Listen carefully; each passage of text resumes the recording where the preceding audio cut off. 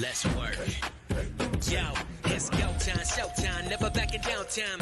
One shot, yo, make it count, yo. Crunch time, shine time, make this moment my time. Get a grip, yo, ready, set, go. We bring the thunder. Bring the thunder. Let's work. Bring the thunder. Let's go. Bring the thunder. Let's work. Bring the thunder. Let's go. Yeah, it's my time, yo time. Step into the spotlight.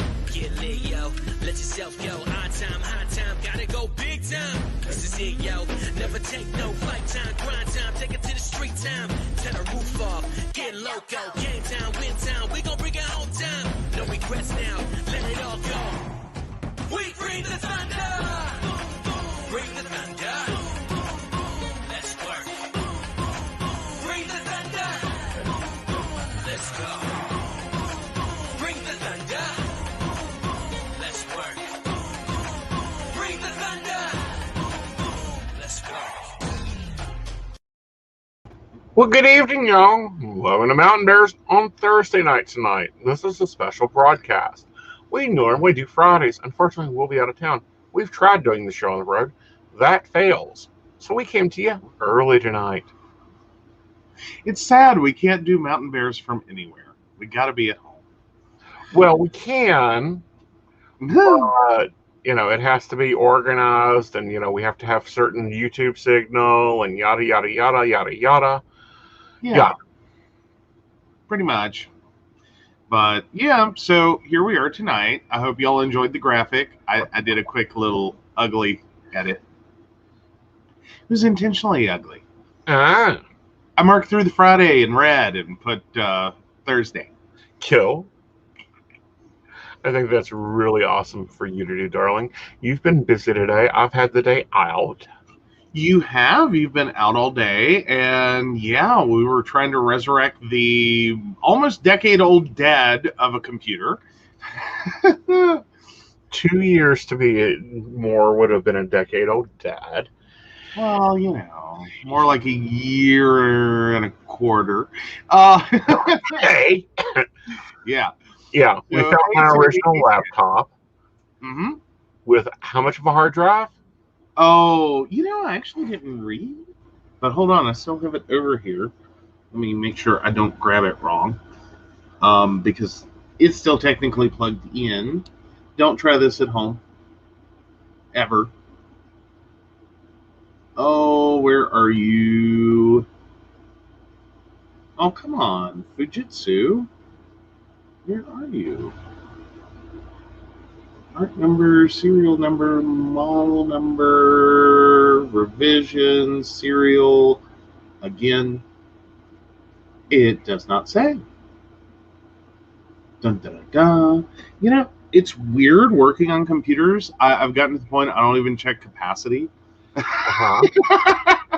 I'm just like, get the files off. This was the laptop I started the business with. Let's see what's still on it. Yeah, there wasn't a whole lot there, though. That was that part. But I actually can go over and look real quick. So, bless its heart. Bless its heart. 37.2 gigabytes is the total storage. Wow, so a 30 gigabyte hard drive. We recently had to buy me a 2 terabyte hard drive. I know. We've had to yeah, we've had to buy a lot of bigger hard drives. A lot of bigger storage. Yeah. Well, and that's why there's like a ring of CDs around here with a lot of stuff on it. Oh yeah. Well, that and some of the software, and like we got into that with the one author talking about software. Mm-hmm. Some of that stuff just doesn't die. No. If you especially like not in your field. Mm-mm. Like the software in your field just kind of like they brought it into like the early 2000s and kind of everyone walked away. Yeah. And like they're doing little miniature incremental updates if you want to pay like $300 for them. If that. But fundamentally, the data is the same. It's one of those programs you look back at and it's like, oh God, the early 2000s were hideous. Oh, please. I'm hoping my ads are still in there because I may run those on retro day. You know, I didn't see any. That was the biggest problem, is you were thinking that this computer may have been reformatted. And I kind of have to agree with you, is it looks like there's not a lot there. I know. We'll see what we can recover. If there's any blasts from the past, of course, we'll send them to the break room. Mm-hmm. Oh, so guys, hi Shannon, hi Sandy, how are you? Hope you guys are having magical days. If Ashley comes in, remind us to wish her happy birthday because it is her birthday today. It is. Yes. Very happy birthday to her. If she's currently watching, you know. Yes. If not, she'll watch it on replay. Yep. So happy birthday, Ashley. Hopefully you've had a really good party day. Yes. Did you notice we've added a AC to Joe's background? That is what's to the side there. Yes. Yes, with the pink flowers. This doesn't look like flesh. It's a little fleshy tone.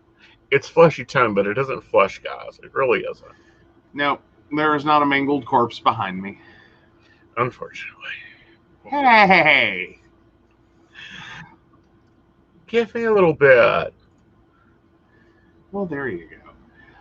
Oh, goodness. So how was your day on the road? Like, enjoyable. You know, I don't foresee me doing too many of them, but once in a while I like to take out and do a run and do some shopping and, you know, go visit some old haunts. Mm-hmm. Or as you call them, the graveyards. No, I called them the carcasses of your past. Yes. Like, yeah. So far as you know, Joe, so far as you know. Oh, yeah, true. Hopefully not a mangled corpse. Like, man. Yeah, it was kind of sad. You know, I drove past both my original bars, the Palace in Charleston, and now the defunct Broadway. Mm-hmm. Of course, the Palace became a parking lot years ago. Yeah. And then Broadway has become a parking lot. Mm-hmm. Well, no, it looks like it's become a garden. It's really weird. I didn't get out and look. I needed to go back and look. So, yeah. But time moved on. That was 20 years ago. Well, yeah, and a lot of bars like kind of went through some major changes after the 90s. Yeah. Like a lot of bars hung around till the 90s, and then somewhere in the early 2000s they started moving, they started getting sold, bought and sold, bought and sold, bought and sold. They kept changing names, they kept becoming, you know, like jumping theme. Right. Like, you know, the Leather Daddy bar became the College Twink bar that then became blah blah blah, you know, on down the line. Then it became a straight bar, then it became like, you know, like, Well, and there's a state in our community that's kind of weird. You know, because Broadway was open for more than 50 years. Mm-hmm. Palace was the first two-story bar in West Virginia, had a beautiful chandelier, but the State Department decided that they needed more parking. Oh, well, there you go. Yeah. Well, and the small town gay bar has been on the decline. It has. Like, granted, Charleston, not technically small town, but right. The theory holds. The community moved. Yeah. Well, the community changed. I mean, because now we have apps. Before, we didn't even have websites. Well, but also going back into the early 2000s, you also saw a lot of people moving away from the bars, period. That, like, more acceptance, less secrecy pulled people out of the bars and into more civic-minded things. Right.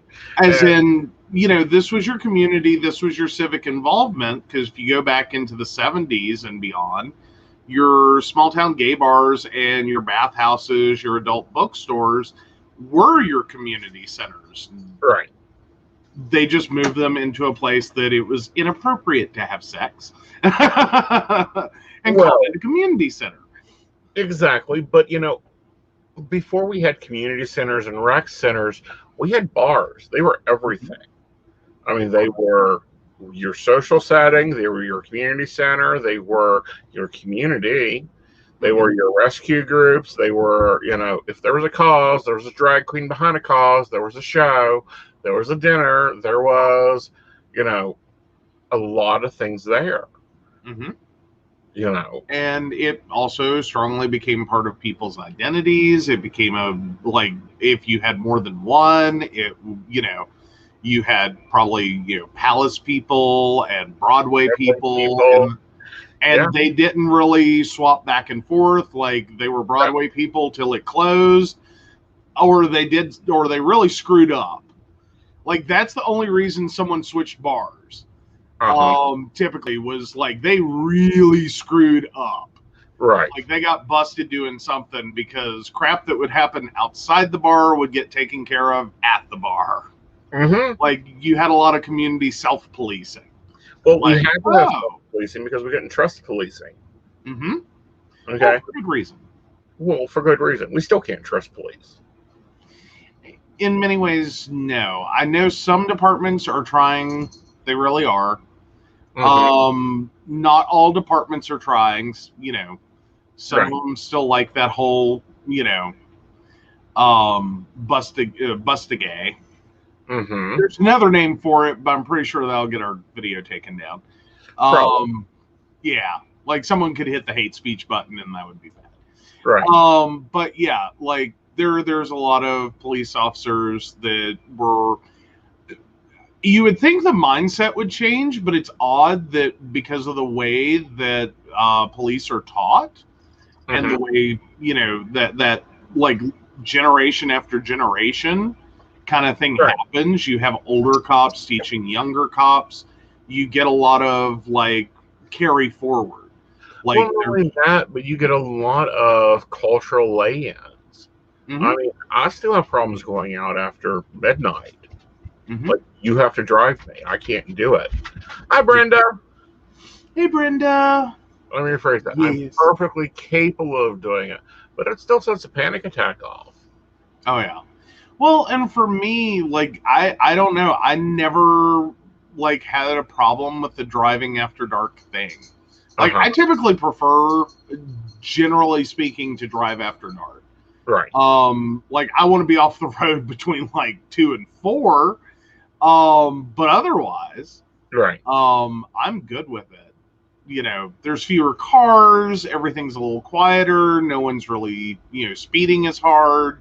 Mm-hmm. Most of your drunken idiots are staying to the back roads, trying not to get busted, and they're not making long haul trips. Right. So even if you pick up one for a couple of miles, they tend to like just be going a few exits.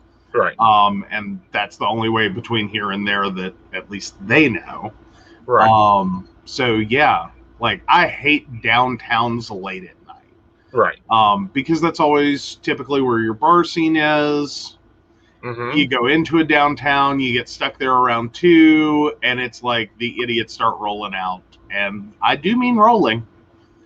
Well, yes, but at the same time, most of those idiots got their shit together. At least when they left our bars. If not, they were with somebody. Like, there's been many nights bartenders took the keys and said, "I'll put you in the car." Yeah. Yeah, I'll put you in the car. You ain't getting your keys, though. No. Yeah. Like, go sleep it off. Yeah, you're gonna go sleep it off, and I'll have coffee ready for you in the morning, honey. Just go on. Mm-hmm. Or no, you ain't going home with him. Oh yeah. Well, and again, that kind of goes back to the bar self-policing. Yeah. That hey, no, no. No. People tended to frequent, a bar at least enough that people got to know each other. Right. You knew who the weirdos were. You knew who was, I don't want to say a little bit predatory, like there's such a thing, because if you're predatory, you're predatory. But you knew who was, like looking for the vulnerable, the naive, the stupid, the Mm-hmm. the too intoxicated to consent. Right. You know, And you know, were the ones who were like, no, you two won't work out in the morning. You ain't working out tonight. yeah. Yeah. Oh, but yeah, no. At least you could try. At least you could try. At Oh, least you could try. At least it was something. Oh, you know, and I want to give props. You know, Davita at the Broadway. You know, Jimmy at was at the Driftwood, then moved to the Stonewall because I was at Multi City Queen. I did both Charleston and Huntington when I was in West Virginia. They knew their patrons, like they knew their queens too. You know, walk in, here you go. Knew what you wanted before you got to the bar. And that's, so I wonder about this generation coming up that has no clue what a bar looks like, no clue, where community is, what they're going to look like. Well, and I think it's more so that now we're away from bars into clubs. Mm-hmm. And typically those are a little more integrated. So their community really is like a whole community. Right. Like you have straight people and gay people and bi people and trans people and drag queens and your bears and your twinks. And you literally end up with a cauldron of, inside a club. Right. I think it makes for a better community. But we had that and we had that in the clubs. I mean, we had fun when the straight ones came because they tipped better. Well, yeah, but I'm more so going into it. It's a bigger setting, right? Like that's typically what I've seen are that the clubs are generally a much bigger space because more people are going to be there. Mm-hmm. The bars could get away with like a capacity of a couple hundred. Mm-hmm. The clubs are usually much higher. No, we got by with 1,000 at one and 1,600 at the other. Oh wow! Yeah, I mean we jam it and it was jammed. Okay, so that would explain more so, and you have to forgive me. I technically only ever went to one gay bar in West Virginia. I still don't remember the name of it. And okay, you went to the Hideaway. Okay, I don't know. Where was it? It was in Charleston. Did you have to go up steps? Yes. Then you went and to that the was top hat. Okay, that probably sounds right. I know there wasn't like the downstairs was like a warehouse or something. And so from the outside, you had to go all the way up the steps to go in. Yep, that's the top hat. Okay, I'm not a big bar person anyway. Yeah. You want to tell them your other confession, Mr. Cheapy? Yes, I'm a cheap drunk. Not that one. Well, no. It goes along with it. It goes along with it is that like one, I'm a cheap drunk. Two, so bars aren't really a lot of fun for me anyway. Like 2 drinks and I'm done, or should be. Like 3 and 4 are just bad ideas, and everything past that was but no. So one, the $20 cover charge, I didn't have that. Like I really didn't. I was too cheap to pay a $20 cover. So no. Well, it wasn't even that I was too cheap. I was too broke. Like I like triple underline the poor, triple underline the broke college student. That's where I was at. Like, yeah.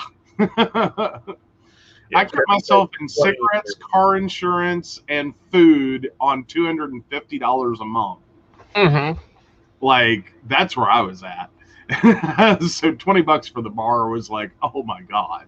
Mm-hmm. So Christina has a question, but yeah. So anyway, the way I ended up at the Top Hat is one of my exes drugged me up there to it.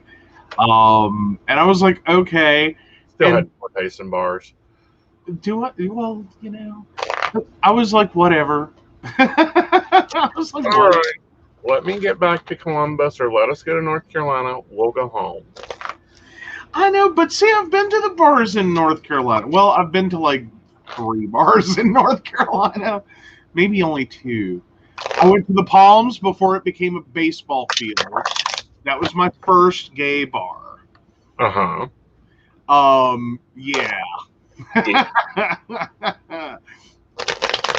Yeah. Alrighty, so Christina, 9/22/85.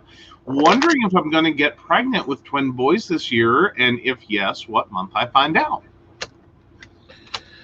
Well, it won't be 2021. I really feel like it's 2022 that you find out, and I would say it's probably springtime. Alrighty. Okay. So that would be March, April time. Okay. Yeah. Good. So we got some news articles to talk about, and then I also want to talk about something that kind of popped up over my social media, and I thought we'd take a deeper dive. Ooh, alrighty. Well, good deal. Which article are we starting with first? Well, I think we should start with our about face and move forward from there. Absolutely. I was kind of thinking you'd probably go with that one since it is a follow-on to Tuesday. Mm-hmm. Because Tuesday, just a couple of days ago, we were talking about OnlyFans was banning pornographic content. OnlyFans heard the backlash. They And got the backlash from everywhere. yes. Yes. And it wasn't really them. It was let's step it back a page, because OnlyFans is a platform. Mm-hmm. One of many that is controlled by by 2 companies. Well, 3 technically. MasterCard and Visa and Discover. Mm-hmm. Well, apparently OnlyFans and Morgan Chase were having a little issue. Okay. Stemmed from MasterCard. Oh. So too many. So what we basically are learning there are MasterCard users will not admit to their significant others that they enjoy paying for porn. And so no, I would have never ordered such a thing. Please do a chargeback. No. See, MasterCard for a while now has been trying to inlay morals in their users by controlling where they could use MasterCard. Yeah. No. No. Ugh. Yeah, because apparently October 15th is when MasterCard started their new policies on the users, and the deadline was October 1st for OnlyFans. Mm-hmm. So, we have the religious right, not that they're right, trying to tell where you can spend your money. Mm-hmm. Yeah. Well, now, OnlyFans is swearing up and down the firm was already fully compliant with MasterCard's new rules, Mm-hmm. and that had no bearing on their policy change. Baloney. Yeah. Yeah. Baloney. Yeah. Yeah. Yeah. I don't know. I find it a weird statement because that would have been the easier exit strategy, but that may have been part of the deal. Right. Like if I would think if you're a payment processor trying to lay down moral guidelines for how people can spend their own money through your system, where you collect a hefty fee for the non-work that you do. Not that I'm saying MasterCard does nothing. I'm just saying, come on. This is not like someone's having to sit there and go through paper charge slips. We're way past that. Right. But no, MasterCard said back in April that it's updating the requirements to set for banks to process payments from sellers of adult content. The banks will now have to ensure the seller requires clear, unambiguous document consent for the adult content, the payment network said in a blog post Wednesday. Uh-huh. Yeah. Well, and we saw this with Pornhub. We've seen that, like, we're seeing this crop up a lot. Right. And I don't have a problem with consent, but the reality is it has way more to do with trying to force people into a situation where the hoops that you must jump through to either offer adult content, or as in a platform, right, or the ability to individually produce adult content, right, that the barrier to entry is just more than most people can manage. right.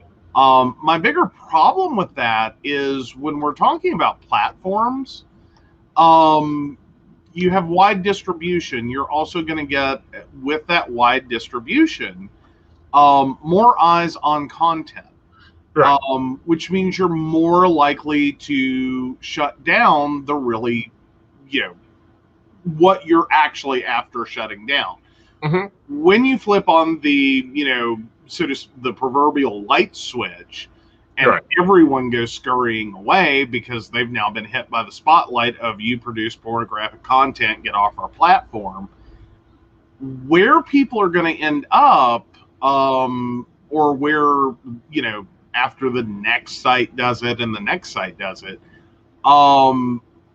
ends up concerning me, because you have one platform that has a lot of adult content and a lot of eyes on that content, versus shifting them over to another platform or self-hosting and dealing with, trying to take PayPal payments and, eventually ending up recently changes through PayPal also, because they're a MasterCard company. Bought out by Wells Fargo. Yeah, that's his own disaster. But no, Shannon pops in with some of the erotic models started their own app. Right. Plus, OnlyFans stock apparently took a nosedive. Of course it did, because its main moneymaker, its headline, they said they didn't need it that night.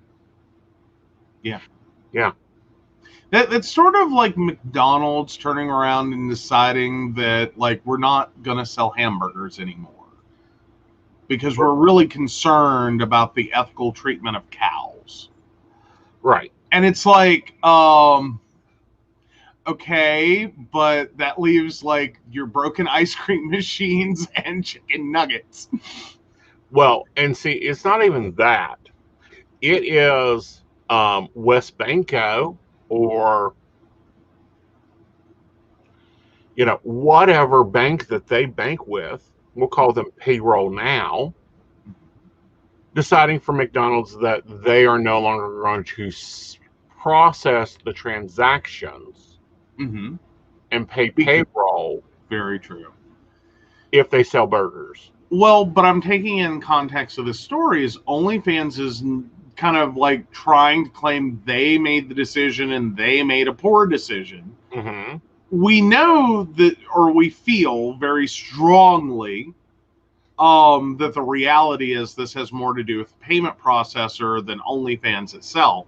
Right. But, and that was my point, is like if McDonald's tries to come out that they're going to stop selling hamburgers because they're upset about the ethical treatment of cows, it's like, I don't know, too little, too late, somewhere around like 1 billion served. Right.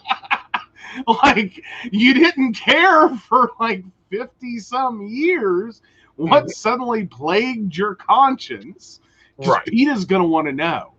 PETA will want to know what finally did it. What did it? What did it? What finally got you to quit selling hamburgers?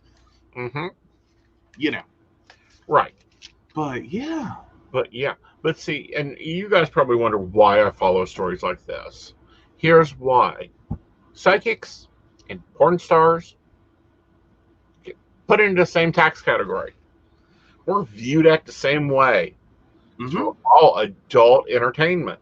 That's Mm-hmm. why I get your birth date every time I do a reading for you. Don't care if you come into the show every night we're on and ask, you still have to give me your birth date because I have to make sure you're an adult. Mm-hmm. Mm-hmm. Absolutely. Like, that's the sad part. Yep. It is sad because it's one, like, I think these are very different things. Yes. I understand to some degree, why they're lumped together. Because some of the requirements are close enough, Mm-hmm. at least for the age and the way that the service is supposed to be used. And, Mm-hmm. I get all that. Like, this is why they're lumped together. But the problem is when you start lumping things together that are really different, Mm-hmm. you start affecting different industries all the same Mm-hmm. because you changed a policy here and it had a massive waterfall. Right. But also what, people don't understand is we pay a higher percentage to these cards. Mm-hmm. My transactions are 3.9% on a card Mm-hmm. to take the payment. Mm-hmm. So a $35 reading for me, get to it, calculator. Well, a $35 reading, you're losing 90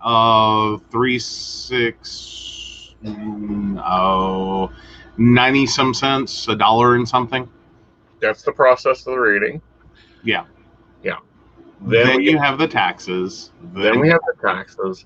Then we have the fee to get my money. Mm-hmm. Yeah, because when you turn around and go to do the withdrawal, typically, you're gonna pay a fee for that, especially if you I mean, you can do the long, slow PayPal. We sent it to your bank. Mm-hmm. That takes a week. Mm-hmm. That's like, I'm just going to talk industry wide here for a little bit. That's a bit of a problem. Because typically this is an industry in which being effectively digital cash, a lot of your, it's not always, it's kind of, you really need the tips at the end of the night. Right. Like, you know what I mean? Like, it has a lot of overlap there as well, is, yeah, to some degree, your adult entertainers, could survive for a week or a month. But at the same time, it really is kind of a, no, I need the cash tonight. Like Right. that, you know what I mean? Right. Like, that's part of the business. Right. Is that, no, the money really does work better the more often you receive it. Right. Because a lot of these services, when they do payouts, now granted, PayPal's one thing, that's roughly a week. It can be anywhere depending upon PayPal versus your personal bank. Mm-hmm. And how all of this goes through and what holidays hit where and blah, blah, blah. You could be anywhere up to 2 weeks getting your money, like full access to it. Right. If you do the standard deposit method versus doing, the more direct method. Right. But when you're talking about like on network, that can be even uglier. Yeah. Because that has so many holidays and delays already built into it. Mm-hmm. You would think that, okay, he goes on network, he takes a call, he has an account with that service, and that money builds up. That, like, how long could it take to get the money? It takes a while. Yeah. Because one, the daily cutoff on, like, say, for instance, one particular network is like 2:30 in the morning. Okay, but that only technically that only works for, what is it, 5 deposits or 4 deposits a week? 4 deposits a week. Right. But then there's a 4-day delay, and then if it hits the bank at the wrong moment, or God forbid there's a holiday in either country. Hello, birthday girl. How are you? Happy birthday, Miss Ashley. I know you're peeking in and peeking out, but happy birthday. Hi, Ashley. Right solar return. And then there's other companies that pay once a month if you reach a threshold good enough for them to process. Basically, they only pay you when it's worth it to pay you. Like, would you take someone to small claims for like $75 or less? Now we're not paying you. Right. Like, that's where the company, some of them are legitimately at. Right. And then you've run into ones that are even worse. Like, you only get paid if you work X number of hours and you hit a threshold. Otherwise, that network will keep it. Just like you didn't hit the thresholds. You didn't hit the numbers. Like, you could have made $300, but if their cutoff is like so many hours or so many minutes of time, or 100 minutes. Yeah. Or there. Pardon? 1,800 minutes is what you got to get with that company. Right. Continuous, or like as in your entire talk time has to be at least 1,800 minutes. That's a lot of minutes. Yep. To be on the phone. But technically you could earn $300 on that network, but if you're at 1,799 minutes when you do it, they keep $300 because you didn't hit your talk time. Right. Which, ridiculous. I mean, it's a lot more to it than it would seem. It's cat and mouse, guys. All right, we got 2 questions here. Let's talk about those, and then we'll move on to some other fun stuff going on in this country. All right, Swagger Star 51390. The tourist guy still hasn't reached out to me yet. He still stalks me on my social media. What is going on with him, and when will he message me? I feel he should message you within a week. I think he's watching, seeing what you're up to, keeping an eye on things. I also feel like with him, you're going to have to let him do his process. There you go. And Wicked Fairy 42087. My boyfriend got this good paying job but hasn't heard when he starts. Can you tell me when he starts and if the pay will be as he thinks?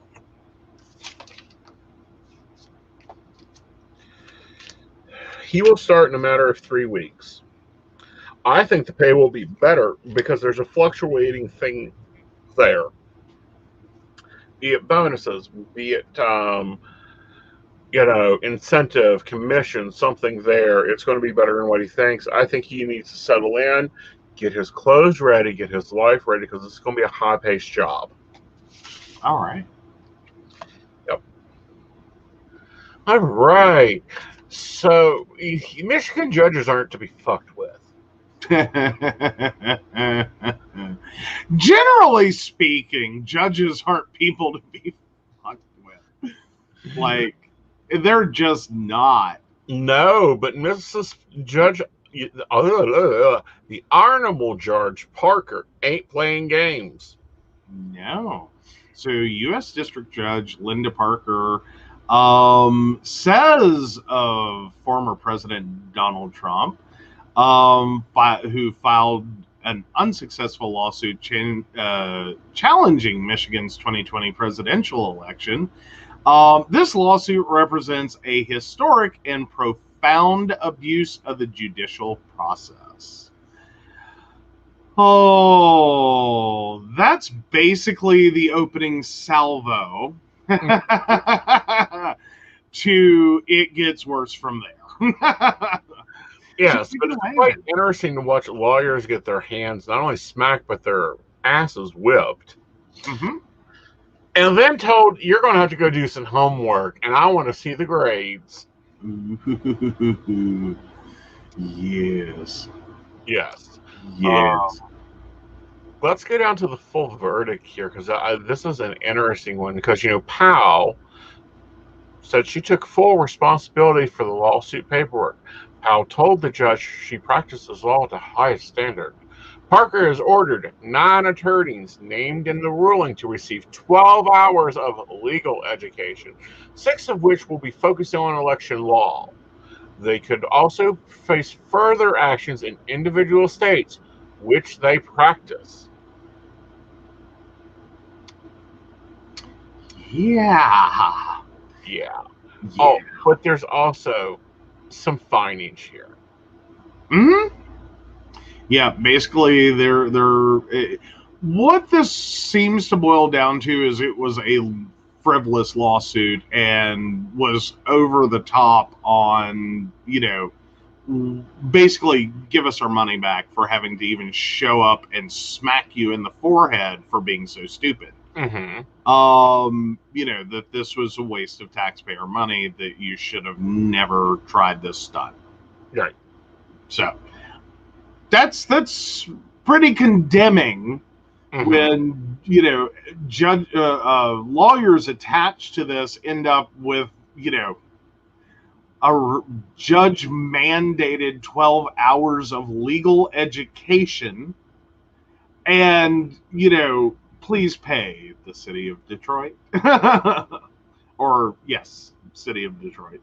Yes, you will be paying the city of Detroit. I believe they're paying into the 6 figures. Oh yeah, easily. I mean, we're talking about lawyers. Yeah. And yeah, that gets expensive, even if you are working, for the state or for the city. Mm-hmm. So yeah. Oh, Christina, yes, we did. I'm sorry that you got cut off there. Yeah. But let's back up. Shaggy Star. When I say processing, that means he's thinking, trying to figure it out. What do I do? How do I do it? Should I approach it this way? Should I say this? Should I say that? Working out those emotions. And Chrissy, I feel you do get pregnant. I feel like you will get answered. You will find out in the spring. It is 2022, not 2021. So you'll have a summer pregnancy. Bless your soul. Well, summer, fall, little bit of winter, good chunk of winter. Yeah. Yeah. All right. So I don't know. What are your thoughts on this? Because this is probably the first time we've seen lawyers really get handed their ass. Well, so far in this situation, though generally it seems like everyone's been kind of reacting that way, just not quite to this level. Right. Because this is kind of a judge massive slap. Right. I mean, I typically I would say it would not be considered appropriate. Mm-hmm. Because this is one of those read between the lines. Right. That the court ordered continuing education is basically telling very bluntly that you're too stupid to practice law. Right. Like every single one of these lawyers just got it thrown at them. You are too stupid to practice law. Right.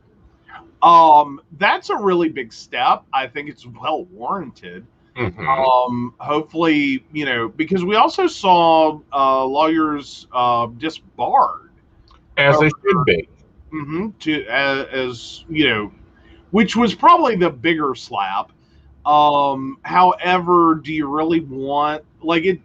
It's probably better to lose your license because you're too stupid to practice law than to be forever known as the lawyer who had to go take continuing education because a judge said in her ruling you were too stupid to practice law. Right. Like, what kind of career do you have after that? Right. It's kind of like, go find something else. Right, and I really like Flint's comment here, and that's the attorney for Detroit. In 43 years of practice, I have never seen a group of attorneys sanctioned so severely. But I've also never seen a group of attorneys who deserve to be sanctioned as much as these lawyers deserve it. Mm-hmm. Yeah. I keep trying to figure out, like, and I don't mean to insult an entire profession. Is there just like a problem within the legal system in terms of like what's going on with these schools that are turning out lawyers? Like, is this? I mean, you used to have like some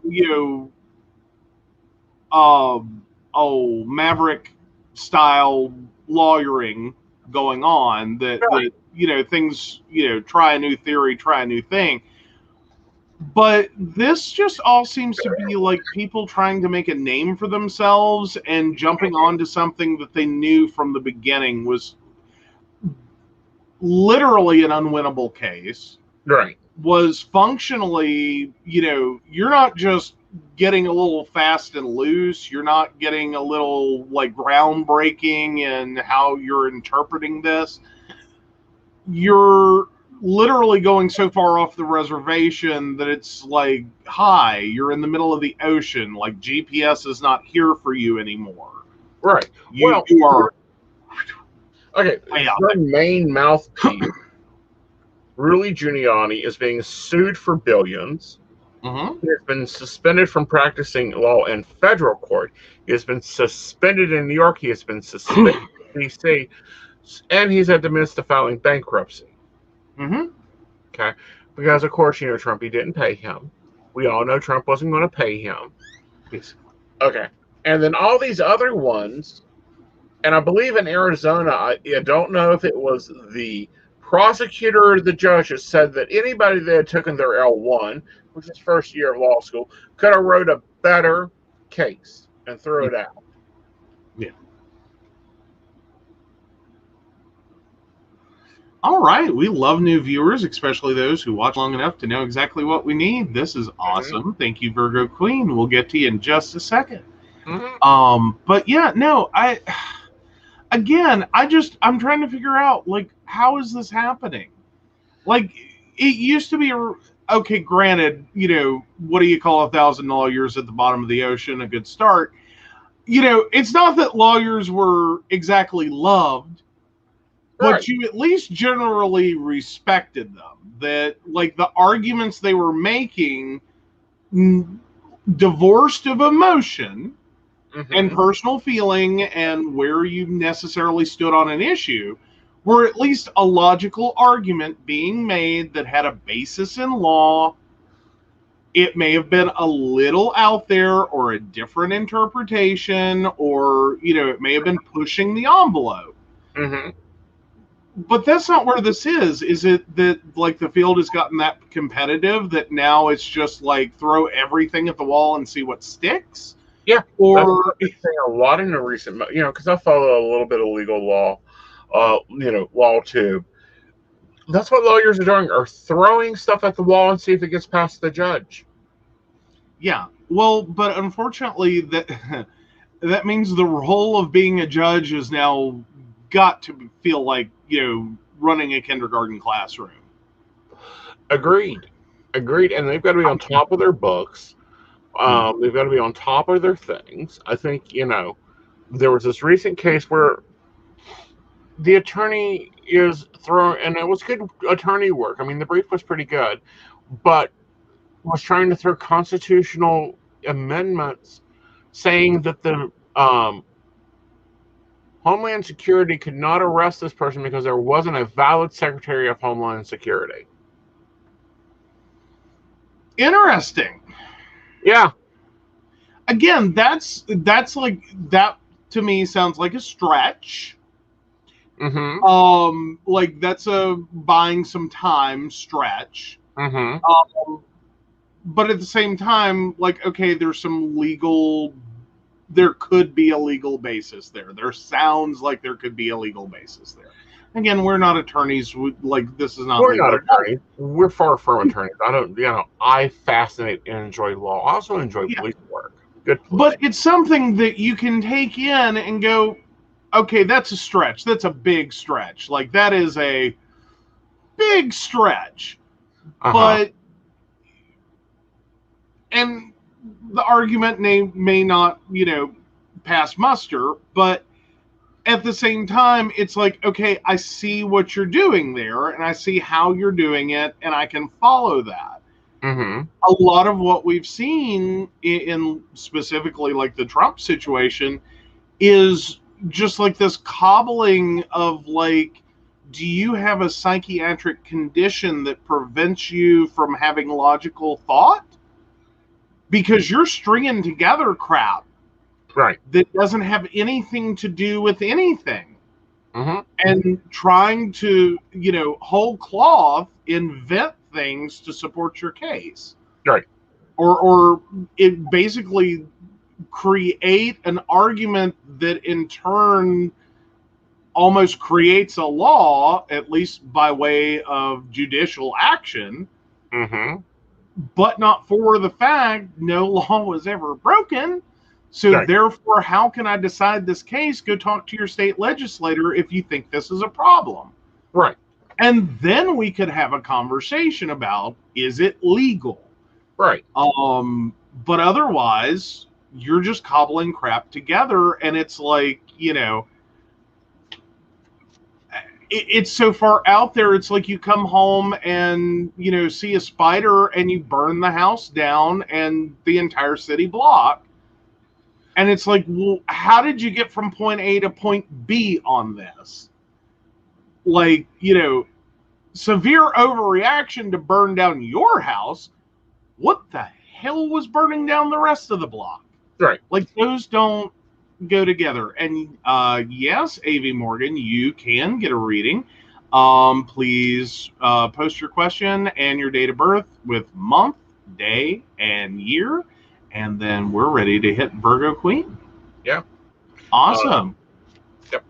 Well, in a minute, because I have a rebuttal for that. One of those Australian spiders. Okay, fair. This house is getting burned down. The neighborhood is getting burned down. And we are leaving the freaking state. And I don't care. Okay, to be more specific, you come home and there's a granddaddy long legs. No, he lives in the bathroom. Leave Floyd alone. Stop naming the spiders. It's just weird. But okay, so yes. So Virgo Queen 71584, I'd like to ask what you see happening first for my boyfriend and me this year. Out of this, two things: getting this townhouse or finding out if I'm pregnant. Take a look. Okay.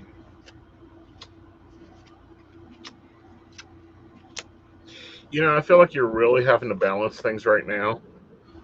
And it's that catch-22 that you've been into for probably about 3 months. I feel you end up getting the townhouse first and then the baby.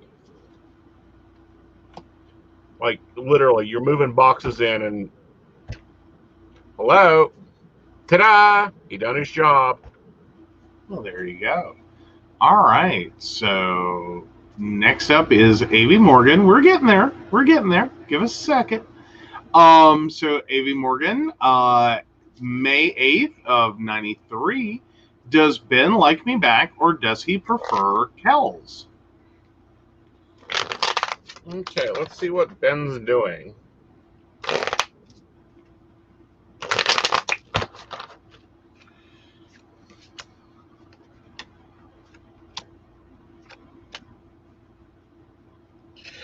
All right, I'm going to give it to you straight. I feel like there's problems between him in general with the relationships.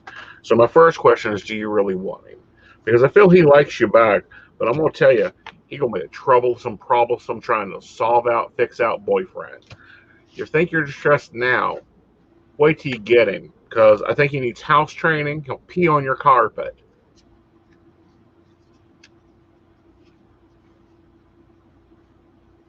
So Avi kind of sounds like, you know, if you get what you want, may you want what you get. You might want to cast that net a little wider. Yeah. So yeah. All right. Follow up from the Queen. Alrighty. Virgo Queen says, do you get what month this happens? And one baby or two or three? Do multiples run in Virgo's family? Oh, because I don't know many people who ask 1, 2, or 3. In November. And I feel you found out about the baby in November, and it's a baby, not multiples. Okay. There we go. Oh, Ashley is playing boozy bowling. Oh, I think we need videos to Facebook or it didn't happen. Uh-huh. Yes, Avi, that was basically his whole point is, you may be attracted to the bad boy, but when he shits on your carpet, you ain't gonna like him much. Mm-hmm. And Avi, why are you shopping in the clearance aisle? Ooh. Better than that. Ooh. Alrighty. So Ashley has a question. Uh-huh. So Ashley 82696, what does the next year have in store for me? Let's take a look here.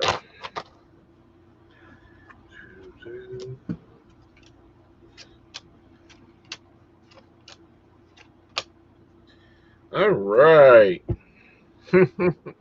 Interesting. So first up out of the gate, I think you're going to have to tame some people. You're going to get some things together. Then I feel you're offered a new opportunity. I feel like we've been talking about you moving into a house for a while now. Then I think you get your butt to work, doing something.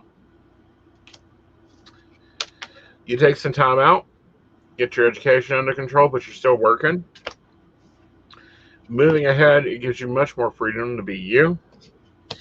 And then also I feel like you've got, some celebration going on there. Alrighty. We taking one more from Virgo Queen. Sure. All right. So, what's the baby's gender? Male. Football playing male. Alrighty. There you go. Alrighty. Oh, moving on. We're running through articles quickly tonight. Well, we are, but let's move on to the one that really applies to YouTube. It's really interesting. We love our viewers, and our viewers do a lot for us. Our patrons do even more for us. There's a YouTube channel that I've followed for a while now called West Virginia Mystery West Virginia.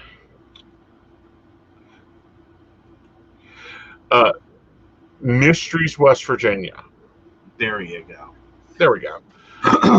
And it's a basic news reporter looking at a lot of the unsolved cases in West Virginia, because we have a lot. We have a lot of cold cases. Mm-hmm. We also have a lot of mine shafts. I wonder if the two things go together. Mine shafts, septic systems, forest fire, forests. Yeah, there's a lot of places in this area to hide a body. Right. But it's true. Yeah. But they solved a 70-year-old missing persons case.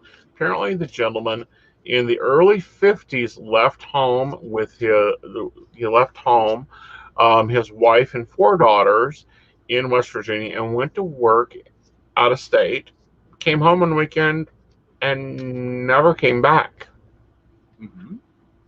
Didn't know exactly what was going on. And it appears up that after running the story, that one of its viewers remembered reading a newspaper article and commented about it. Mm-hmm. And solved the case. The man had been killed in a car accident 2 years after he disappeared. I think that's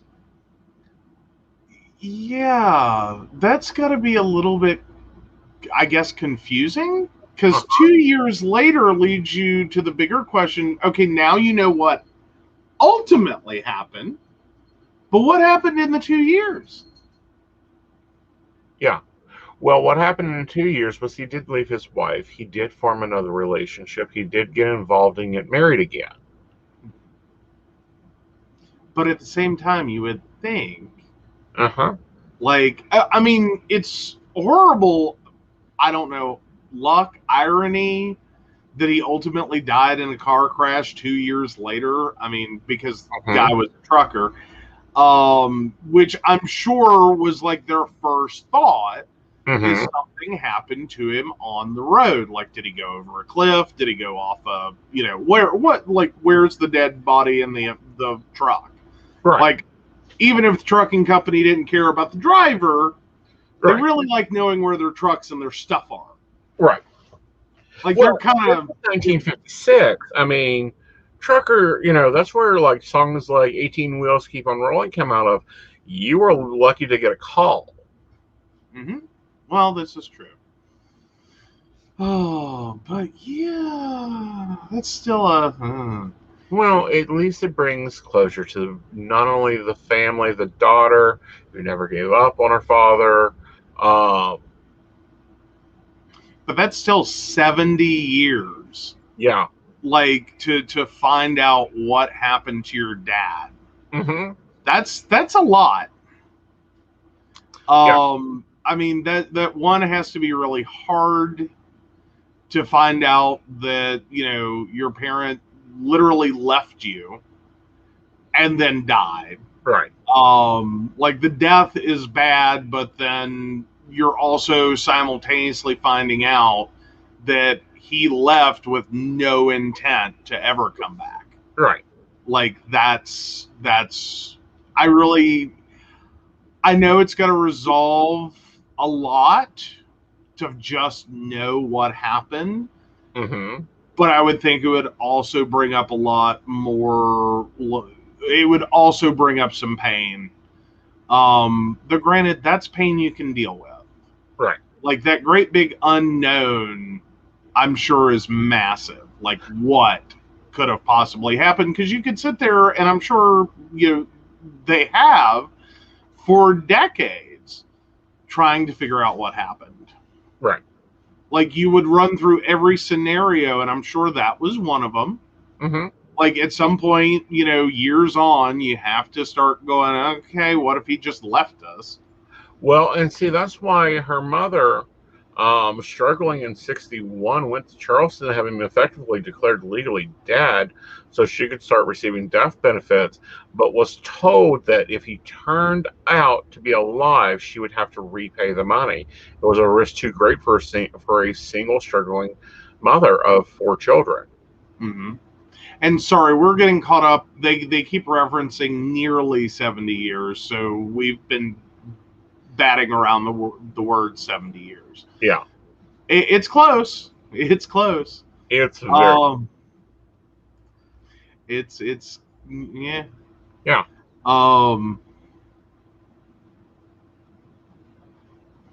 Yeah, because it was in the early 50s that he left. Yeah. Well, 1950. Well, yeah. Early 1954. Right. He was working the job up until February of 54. She said he left after the weekend and never returned. So, yeah, 1954, we're at 67 years. Right. Yeah. And 68-ish. 68 nearly. But at the same time, I'm like, how do you walk out of your life and just never return? Little easier in the 50s. Little easier. There, like, until we got into almost the 90s, it wasn't as hard to walk out and and there were people who did that for other reasons as well. Mm-hmm. it used to be a thing. You screw up your life in one town, you move a few states over to another town, like somewhere along the way, change your name, change your hair color, and like hope to God you never run into anyone from that other town that puts two and two together, Mm-hmm. and you start a new life. Right. It's also how a lot of people manage to have, two families, without either family knowing of the other, and did so, hence the bigamy concept, that people had whole separate lives, and until you get to a point in which now you have to start committing a lot more crimes that are a lot more easily detected. Right. But, and what's even more eye-opening here is the power that YouTube now has. YouTube thought, YouTube, this guy just remembered, oh, I remember an article about that. Let me go research it. Oh, here it is. Yeah. Which has got to be weird. Yeah. Like, I mean, massive props to the person for remembering an article that many years on. Yeah. That like, oh yeah, I randomly read about a guy with the same name. Huh, weird. Like coincidences happen. Like sometimes you're doing research and on the same page, Mm-hmm. There it is. And yeah, accident photos always get more attention though. They do. And they used to have better accident photos. Better in some regards. As in, like, Bonnie and Clyde's vehicle. Mm-hmm. Those are better pictures than we'd ever get today. Well, true, but a lot of that is built around a different, like, thought process. Mm-hmm. As in, we've begun to think that, ultimately, yes, it's a news story of interest and concern. Right. Yes, photos help sell, newspapers, magazines, whatever it is, online articles. But in other regards, that overly graphic photo, one, it's really traumatic for the family. Right. To open up your paper and find that out, especially if it's not a quite so close relative that you got that first phone call or second phone call. But additionally, it's also kind of, is that really what everyone needs to see, period? Right. Like, how much of this do you need to see unless you're a crime scene investigator that's trying to literally figure out what happened in this accident? Right. Like, who hit what, when, where, why, and how? Right. And what were the injuries and what was going on? Because at one point, now, weren't there photos, speaking of news, massive news accidents, we have one in our backyard from many decades ago. Mm-hmm. If I remember right, the Hank Williams accident. Hank Williams didn't have an accident. Okay. Did I have a moment? Sure. No, go ahead. I was saying, did I have a moment? Yes, you did. Hank Williams died of alcohol poisoning in the back of his Cadillac. Okay. Here in Oak Hill. Okay, sorry, misthought. Yeah. Okay. But typically, though, for especially celebrity accidents, Mm-hmm. like there's some really horrific shots of John F. Kennedy assassinated. There are horrific photos of, oh God, it's another. This one was a horrible accident involving a musician. I'm trying to remember who it was. They were on tour in Alabama. They borrowed a car and a driver. The driver wasn't that experienced and slammed into the rear end of a tractor trailer. on a back road in the middle of the night, I think in fog, and that's the whole reason we now have like tractor trailer trucks have that drop down piece. I know what you're talking about, but I can't remember the singer's name. Yeah. But there were, if I remember right, some really horrific photos of that accident. And that's one of those things is, you know, do you really need to see it? Although, would we have gotten that out of the trucking industry? Right. But not for those photos and the fact that it upsets so many people that it's like, you've got to do something. This is horrific. Well, and then now we see more video. Mm-hmm. We are getting more and more videos. We are getting more and more videos of people committing problems, creating problems. Committing crimes. But you also have a lot of people that, you know, start filming the minute they think there's going to be something.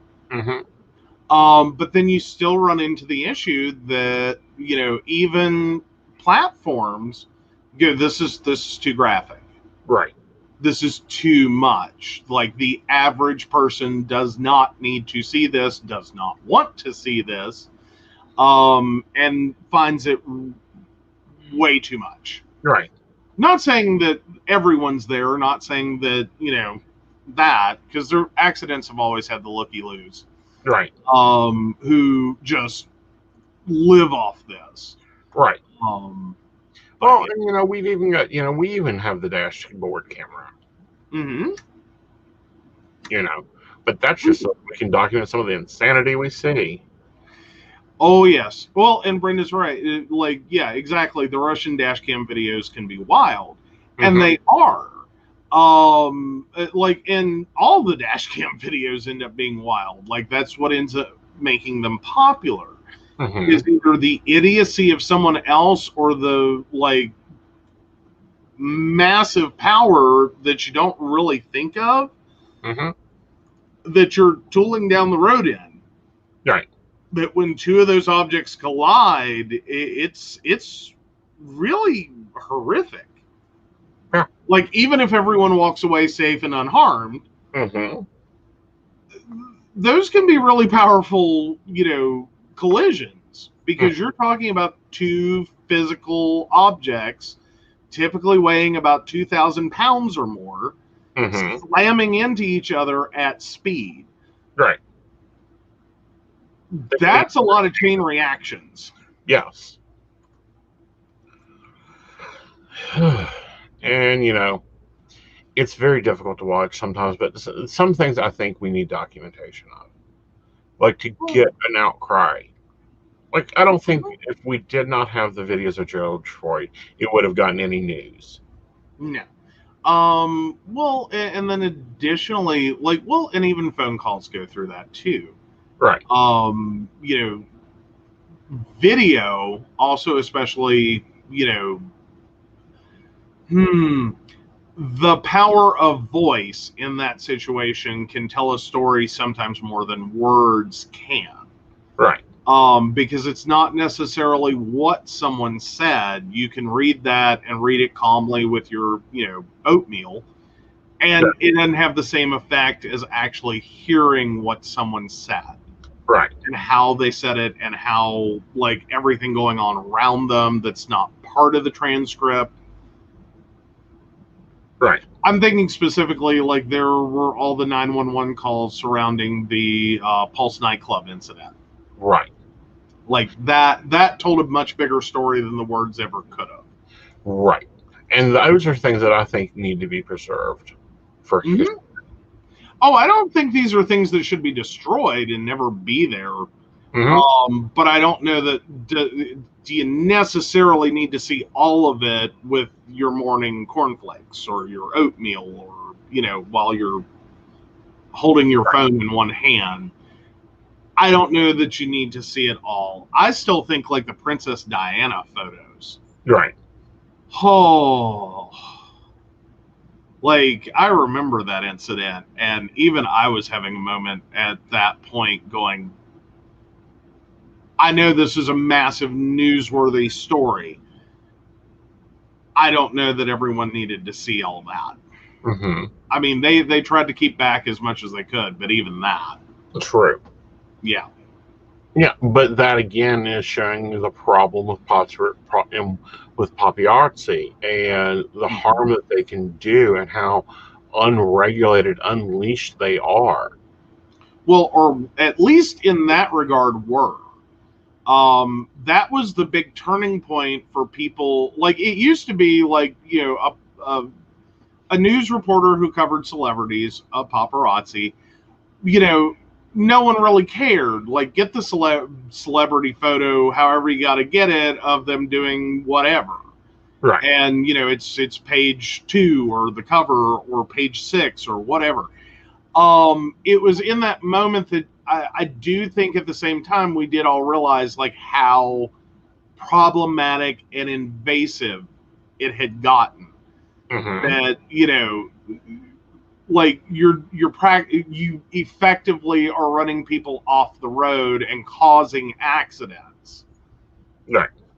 just because you cannot let this go for 5 seconds. You cannot let someone have a life.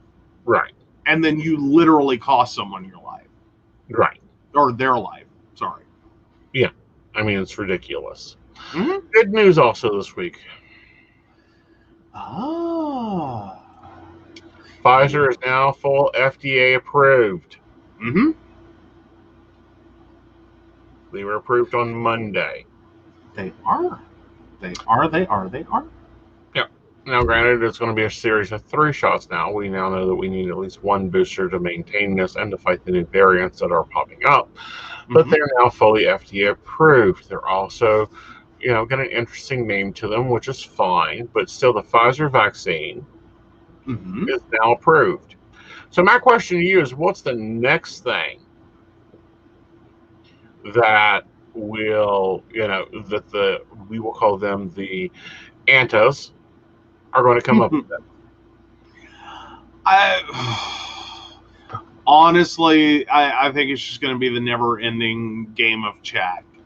Now that it's approved, now it was rushed. It wasn't actually, properly vetted. It wasn't, it's a government conspiracy. And of course, it only happened under Biden. And I think that's where that's all going to go. It's just, basically, you're talking about people with entrenched thought. Right. And to some degree, we're there too. Just pausing for a second. Ours is, I feel that I have a more entrenched thought. Okay. In terms of being vaccinated, in trusting, vaccination, or at least being willing to trust vaccination, I see this as that I have some degree of confirmation bias too, that this makes me feel better that it has full FDA approval. Right. You can also run the same gambit the other way, and that's exactly where I was kind of going, is that, the argument at first was that, this isn't, FDA approved and we don't know what it's going to do and blah, blah, blah. Okay, now that it's FDA approved, what's the next thing? Like, what next hurdle do you throw up? I'm over here going, and kind of checking off things on a list, going, yay, it's approved. Someone else is going, well, it's approved, but, they approved a lot of things that later got taken off the market, or were later found to be super harmful, or were later, whatever. Right. Well, and it was very interesting how corporate America responded to this news. Delta said, fine, you don't want to take one of the 3 vaccines? Not a problem. We will charge you $200 extra a month for insurance. Fair enough. Like, dying in a hospital of COVID ain't cheap. Nope. Amtrak said all company employees must either be vaccinated or start getting weekly COVID tests effective November 1st. Per Travel and Leisure, starting October 4th, all new employees will be required to show proof of vaccination before they begin their roles. Anthem employees must be vaccinated in order to enter headquarters or other open offices, according to NBC News. Assign Health is requiring all its associates to get COVID vaccinated. AT&T is requiring management employees to get vaccinated before entering any of its locations. Bank of America, same thing. BlackRock, Capital One, Cardinal Health, Central Corporation, Chevron, Cisco Company, Citigroup, CNN, CVS, Delta Airlines, Delineant, Facebook, Ford Motor Company, Frontier Airlines, Goldman Sachs, Google, Hawaiian Airlines, Hess, Jefferson's Financial Group, Johnson & Johnson, Lyft, McDonald's, Microsoft, Morgan Stanley, Netflix, Northwest Mutual, Saks Fifth Avenue, Tyson Foods, Uber Technologies, Union Square Hospitality Group, United Airlines, UPS, Walgreens, Walmart, Walt Disney, The Washington Post, most healthcare facilities, most county employees. Yeah. And I don't think I don't think any of those companies are making a wrong choice. I don't think any company that's going, you can't work here if you don't do this, or you have, other consequences if you don't do this. Like, hi, we've been through this with everything from, smoking. That was the hot one several years back. Employers were charging extra for healthcare for that.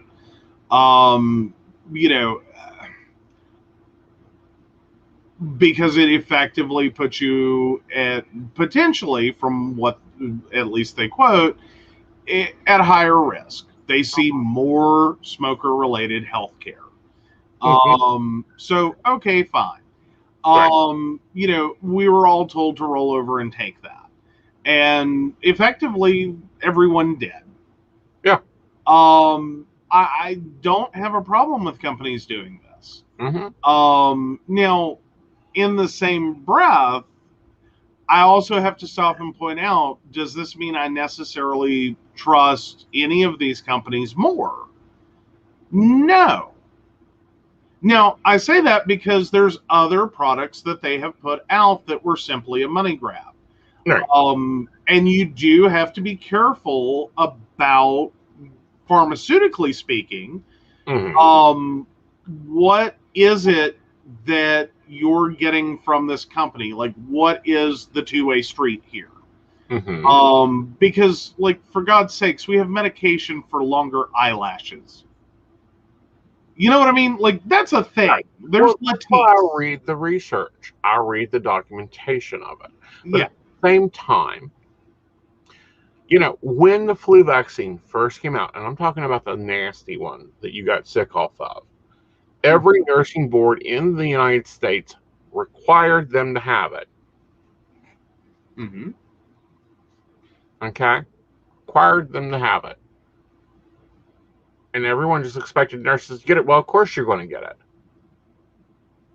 Every nursing union backed the play. This is when H1N1 was out so bad. Yeah. And I'm sure a number of nurses that were steadfast in this, I'm not taking it, found new jobs, went into private care, did whatever they ultimately did, or changed careers. There's just certain risks you can't take. Right. I mean, this is the thing that keeps popping into my head is, this is not your employer forcing you to get a boob job. This is not your employer forcing you to, keep your hair in a certain length, a certain style, and a certain color. Those are arguable things. Those are company policies. Those are company policies, but at the same time, you can argue those. You have a reasonable way to argue those. Those apply to you. Yes, the company has an interest because of brand image. You know, we've seen that with companies like, I think Abercrombie and Fitch is one that only hires employees, or it may not be Abercrombie. But there's some clothing companies that only hire employees. There are certain sizes, certain heights, on and on and on. Right. You have to look like an employee, that like their standard of employee, and that's a very wide range, or very narrow list is what I'm saying. Right. Of attributes that you have to have. It's a long list. Those are arguable.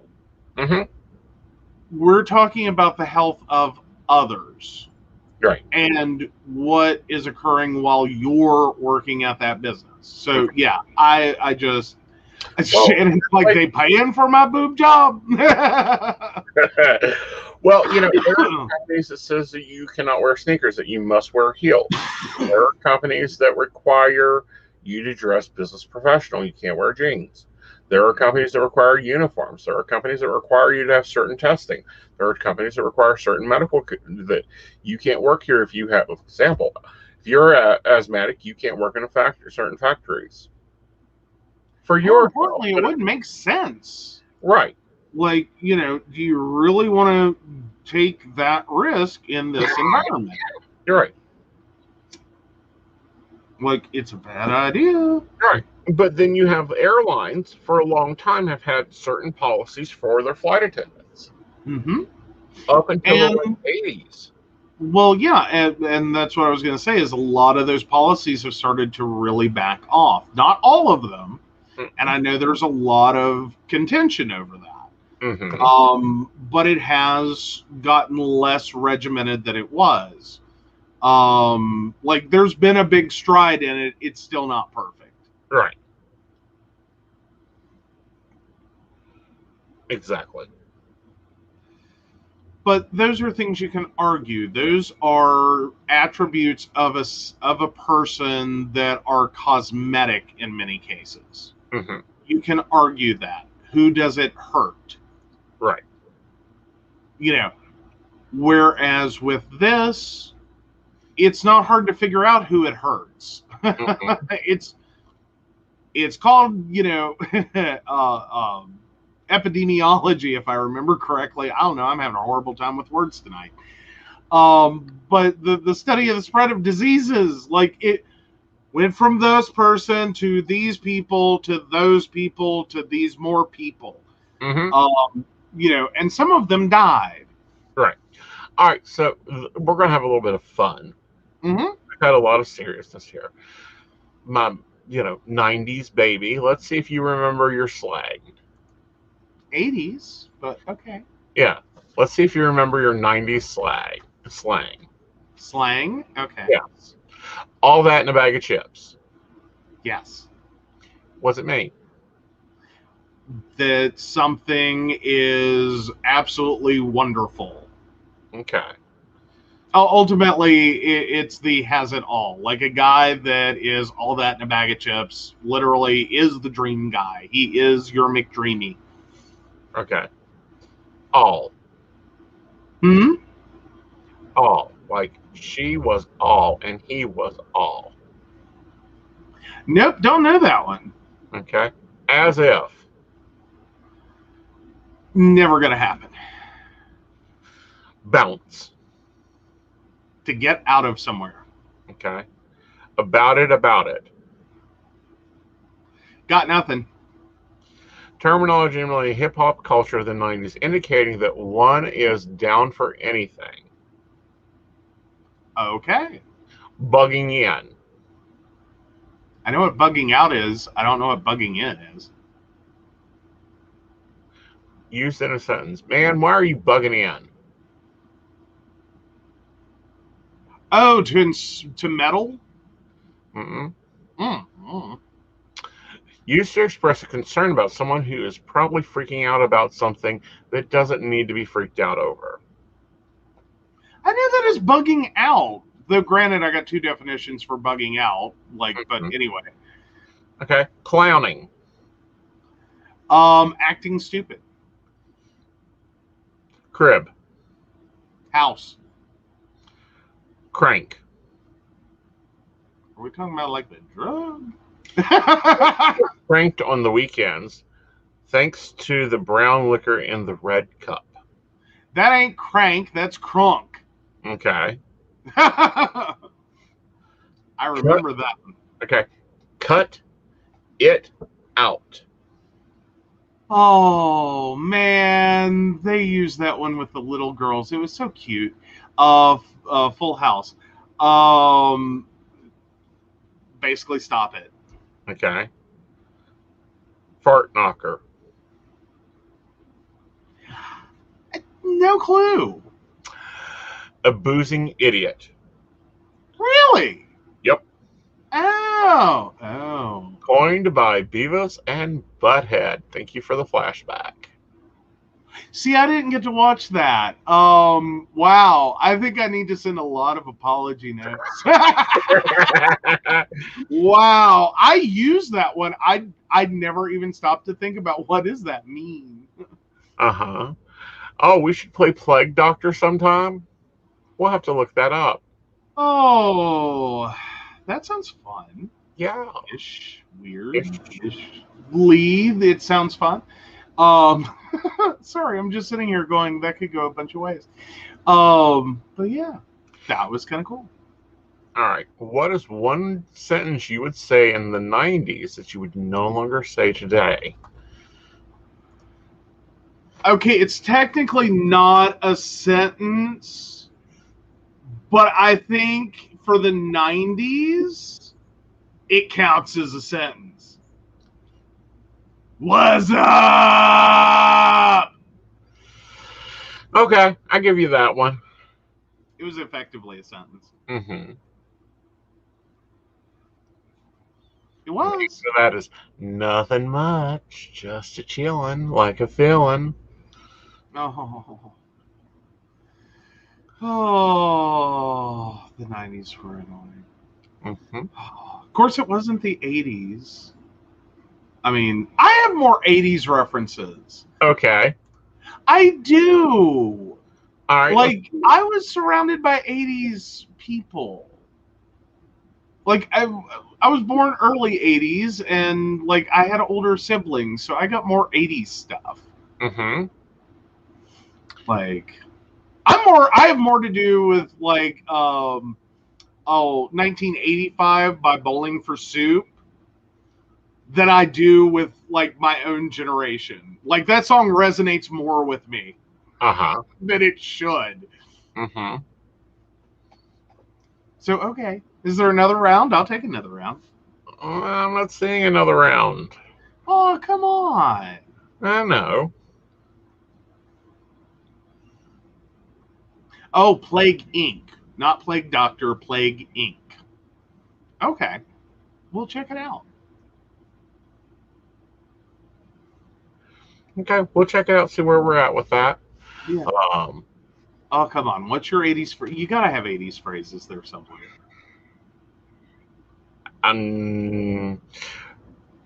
Well, 80s is Vogue. Just voguing.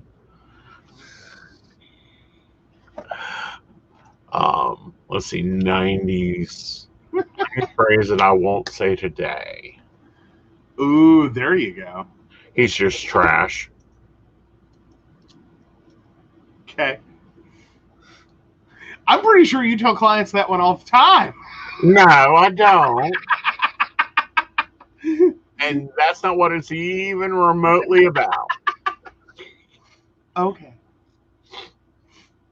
I'm telling you, I'm so messed up generational. Like, You are. I got into the car today mm-hmm. for my day out that I get very rarely. And for the first time in a while, he left the radio on his station and at his volume tone, at my volume tone. I'm driving down the road and all of a sudden, this smooth jazz starts coming out of the radio. Like, what the hell? Yes. What the hell is this? Like, we have a really oldie station. Yeah. And that was because we went out late at night, actually. And yeah, I got bored and like, yeah. Yeah, luckily I'm really happy with the vehicle we have because I can just press the right station for the radio. Like, it's listed number 1. It gets listened to so much. Mm-hmm. Mm-hmm. There we go. Yep. All right, guys. So this weekend will be a quite busy weekend for me. I will be at Pagan Pride, Central West Virginia, the Howling, and take it away. Yeah, Central West Virginia Pagan Pride in Flatwoods, West Virginia at Holly Gray Park. That's coming up on Saturday, starting at, I believe, 11 a.m., if I remember correctly. Yep. Vendors, if you're watching, make sure you're there earlier. You should be there around 8, so you have time to set up, so we can be looking forward to that. I am being part of the Pagan panel. I am also teaching Shotgun Tarot. Bring your deck or buy a deck. Come join us. I'll teach you within an hour how to do a tarot reading. Oh, Shannon listens to Bar Score. I don't even know what that is. Bardcore?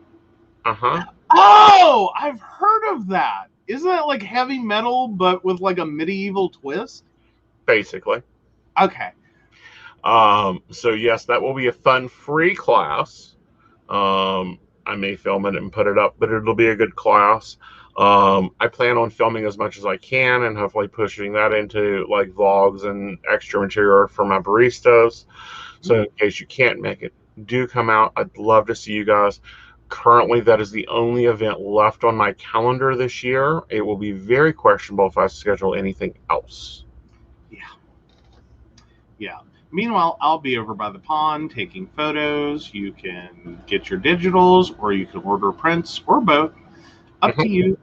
And taking events or taking photos of the event. Right. And get everything in the right order. So yeah. I'll be looking like I own a dinosaur-based theme park. Straw hat, blue band. It's great. So yeah. All right, so of course we want to thank Beverly Walker, Mika G, Kathy, Mary Winfield, Brenda Bryant, Ashley Guest, and happy birthday, Shannon C, Shannon D, and the ever lovely Lady Gwendolyn, who is actually our host for Central West Virginia Pagan Pride. If you'd like to learn more about how to become a barista, one of our lovely Patreons, or more about us in the show, please visit PCSPnetwork.com.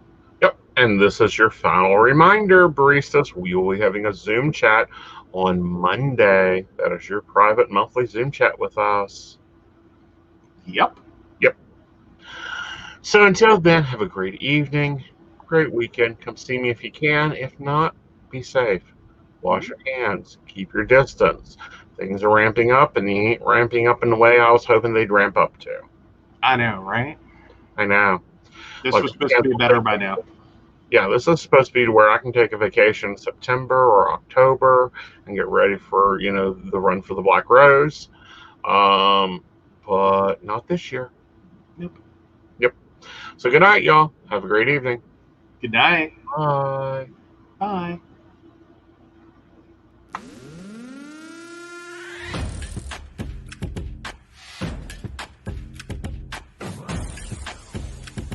Let's work. Yo, it's go time, showtime, never backing down time.